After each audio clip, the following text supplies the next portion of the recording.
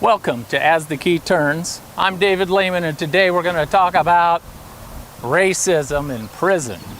Now, there's a lot of stuff going on in the world right now. Protests against racism, Black Lives Matter, All Lives Matter, etc., etc. Well, yes, prison is the most racist place there ever was.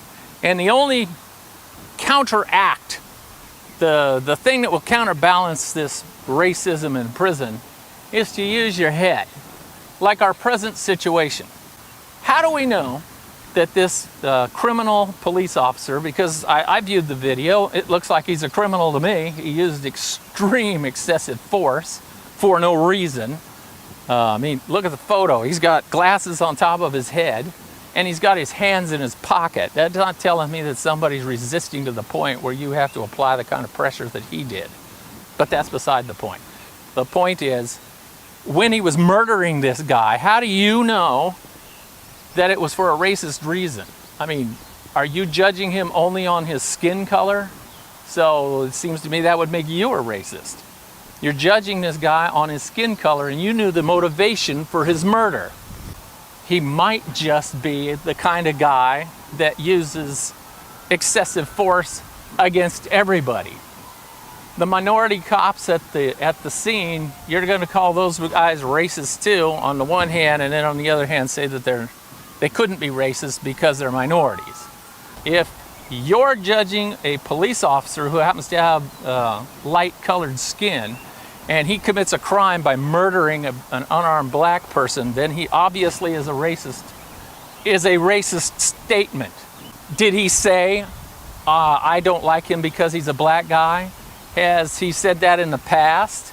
We need to find out more before we can judge that. But what people are doing is that they just immediately jump to conclusions because there's a small group of leadership that's to benefit them. I noticed that in prison, at least at the Supermax level, almost every prisoner there was there because he was a racist. They were proud of being racist. They loved to tell you about how evil the white people were, how evil the black people were, how evil the Jews were, the Mexicans, the Puerto Ricans, on and on and on. Guy told me, one of the inmates and the white supremacist says, "Oh, you're going to go out and shoot some cans?" And I said, "What do you mean?" He says, "Mexicans, Puerto Ricans, Africans." That's the kind of stuff that they are. And they're proud to say those kinds of things. Destroy something, damage something, fight back against his oppressors. And that's what got him into trouble. And that's why he went to prison.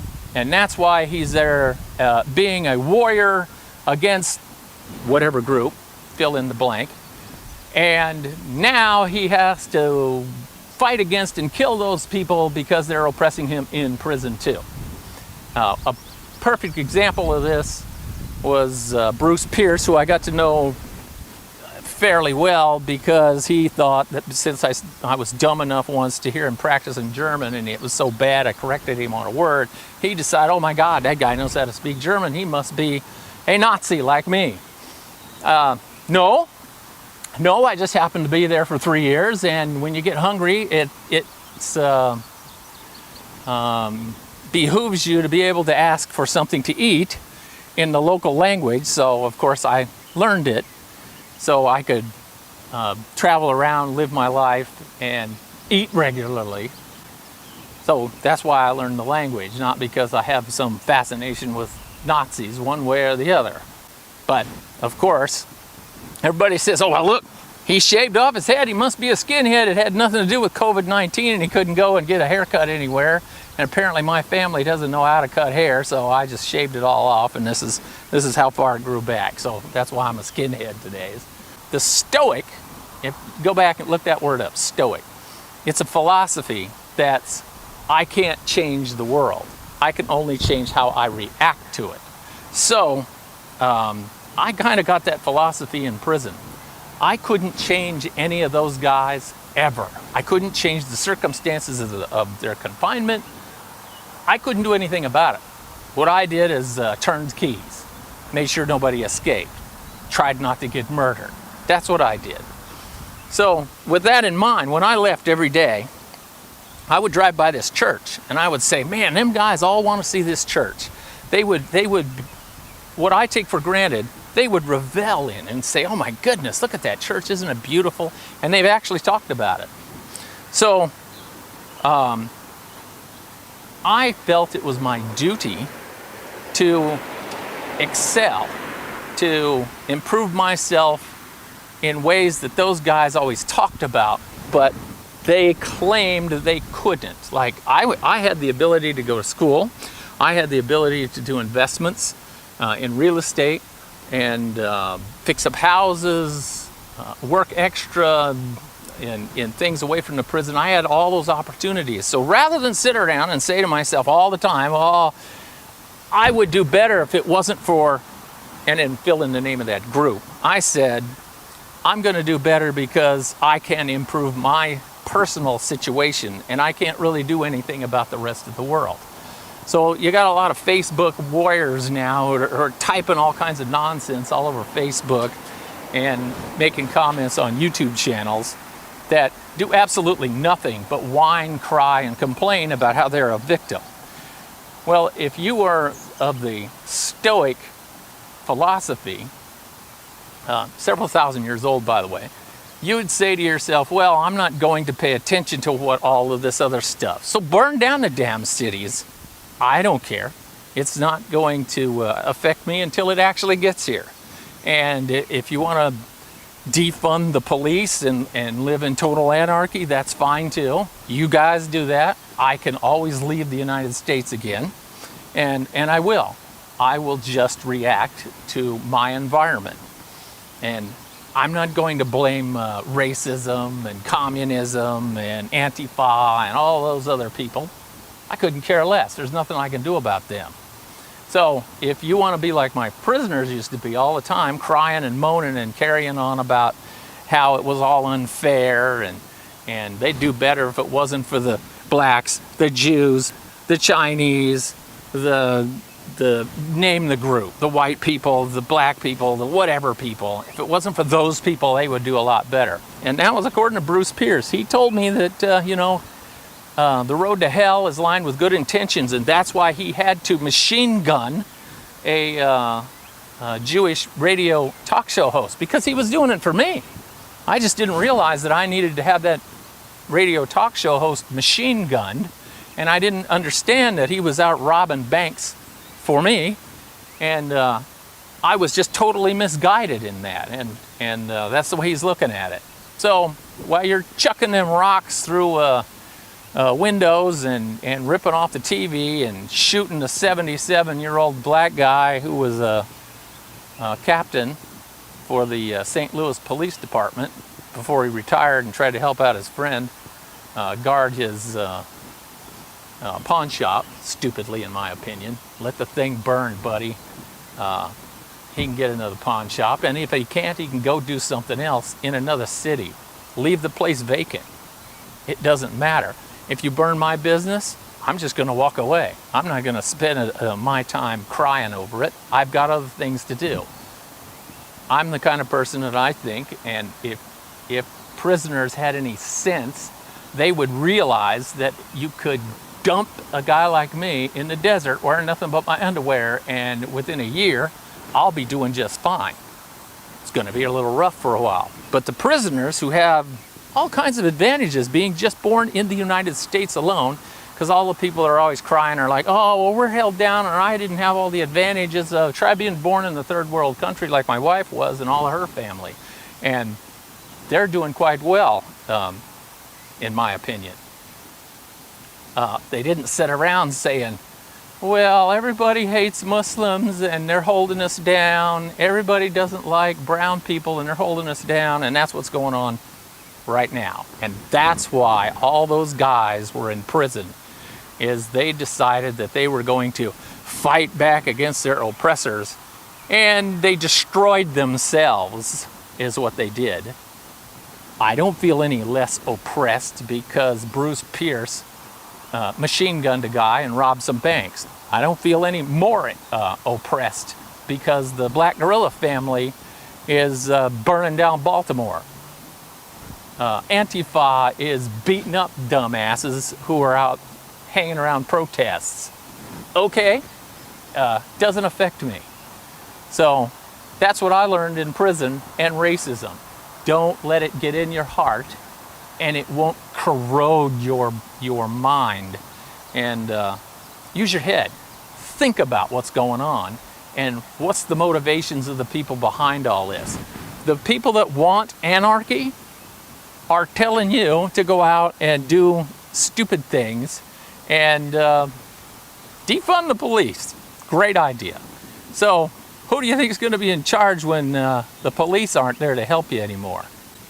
I guess that what we're trying to do in these city riots now is overturn our judicial system, overturn our society, and go back to feudal times when might makes right. So let's defund the police and we will all go back to our might makes right.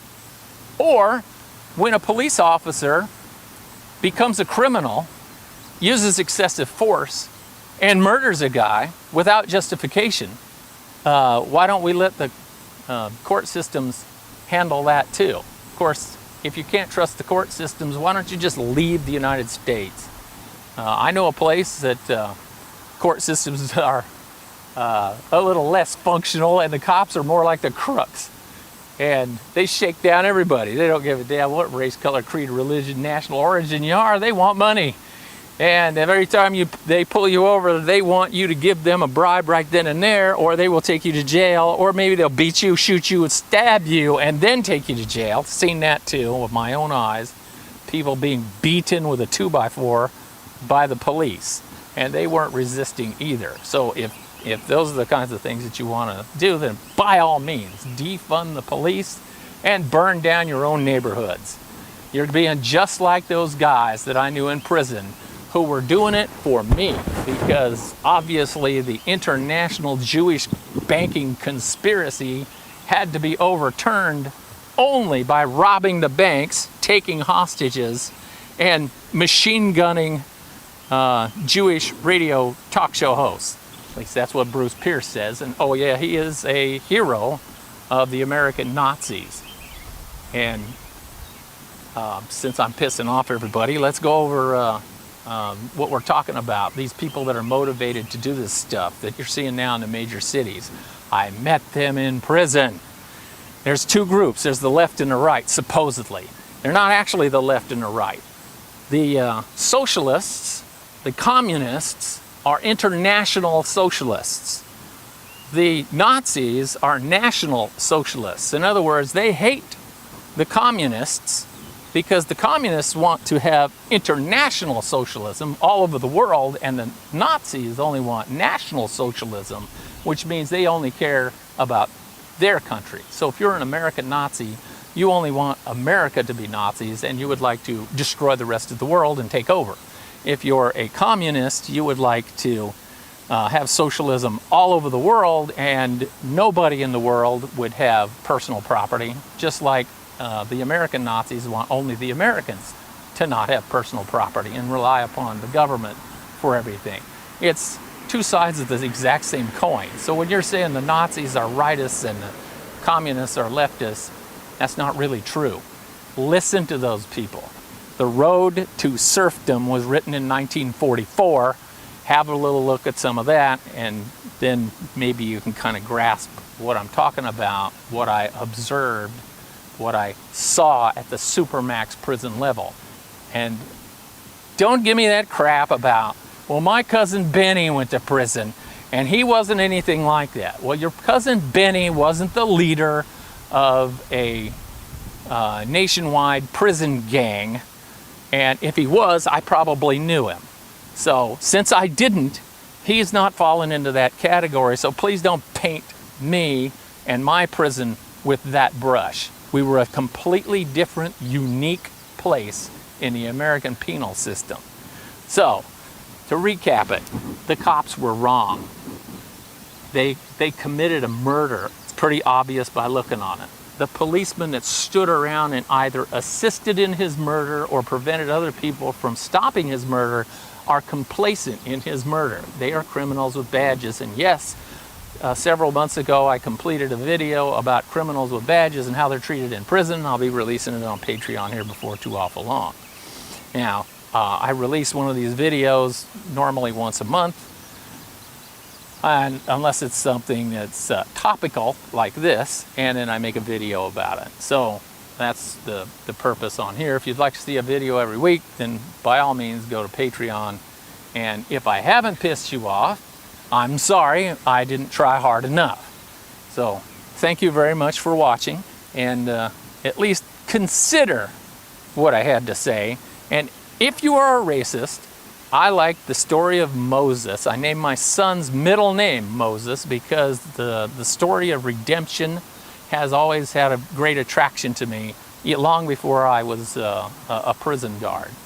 So think about it. The guy was a murderer, and he became a prophet of God. Wow, that's a redemption story. So I don't hate all the prisoners. I just dislike the ones and hate the ones that don't avail themselves of redemption or manipulate the system and pretend that they are. So thanks for watching.